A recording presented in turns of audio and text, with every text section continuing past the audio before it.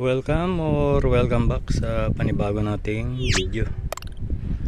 So ito, i-share ko na naman sa inyo problema ng or symptoms kung ano yung problema nitong barako na to.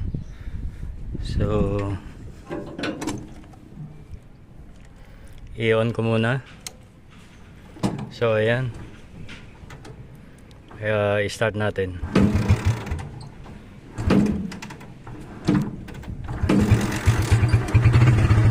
Ayan, normal siya, no?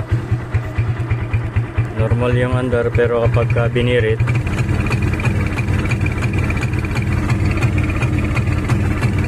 ayan, narinig niya ba? So ayan, patayin ko muna. So palagay nyo, ano ba yung dahilan kung bakit ganyan siya? Actually ito ay nasa garahe na. Pinagsikapan kong maiuwi para ma-troubleshoot. So yun, abala tayo sa biyahe na naman. So ito, lininis ko na yung carburetor. Nagpalit din ako ng bagong spark plug. So kung makita nyo yung aking carburetor, ayan,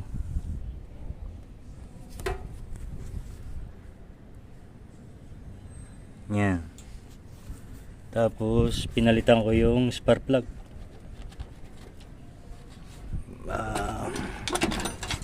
So ayan, ito yung bagong spark plug, pero hindi pa rin siya tumino. Actually may pasahero nga ako nun, pinababa ko na lang. So nang dito na ako sa garahe, na-notice ko yung aking yun,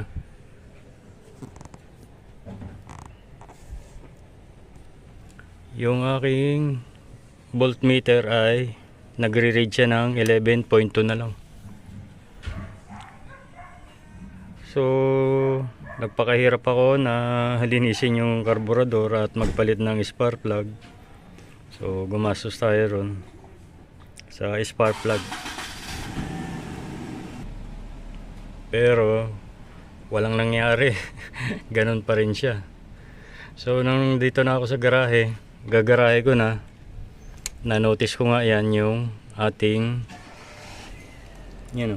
voltmeter. So napakahalaga ng voltmeter, ano. So ito, kung kayo ang tatanungin ano ang paghihinalaan nyo, syempre importante dyan yung battery, syempre.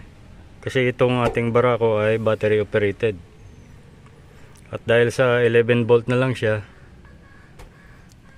at hindi na siya nagkakarga, kumbaga shorted na yung ating battery, as in dead na. So kung ang voltahe ng binibigay ng ating regulator ay below 12 volt, magpupugak talaga siya kasi patay na ito . At ito ay naka full wave. So kaya kapag ka pinull wave mo kasi siya, ang mangyari yung amperahe ang malakas pero yung voltahe ay mahina. So hindi nga talaga siya magpupugak talaga siya kung hindi makaka-receive ng 12 volt yung ating CDI. So ito meron akong spare, ayan, at Yuasa yan, Yuasa.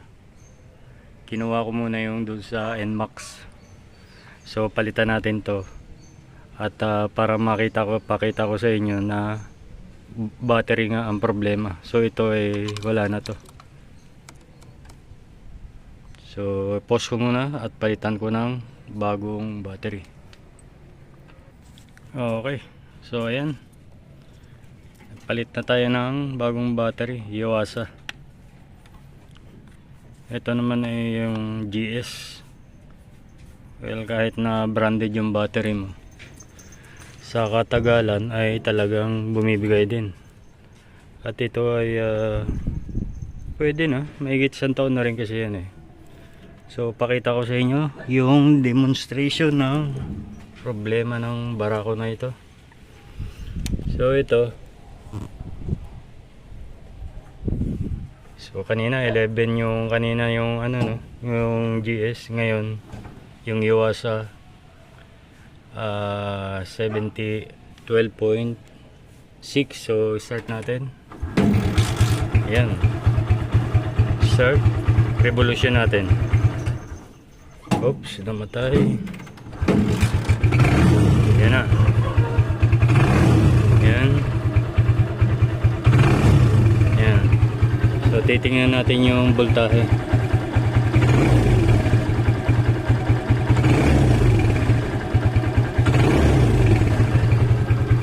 Ayun. Goods na, no? So yun lang ang problema. Kapag ka namugak, yun, nakita nyo naman yung sintomas.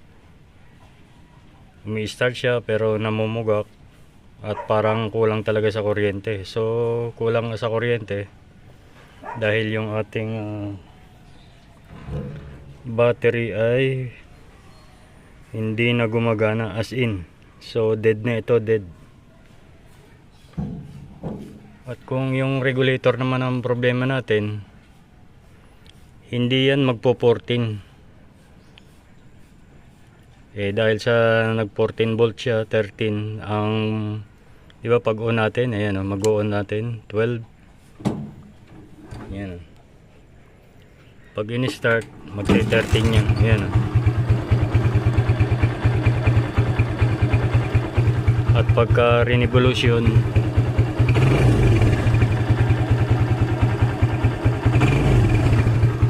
so ayan. Kung ang problema natin ay yung regulator, hindi yan 12 lang siya, mag-a-atis lang yan, maglalaro-laro lang siya ng, sabihin natin na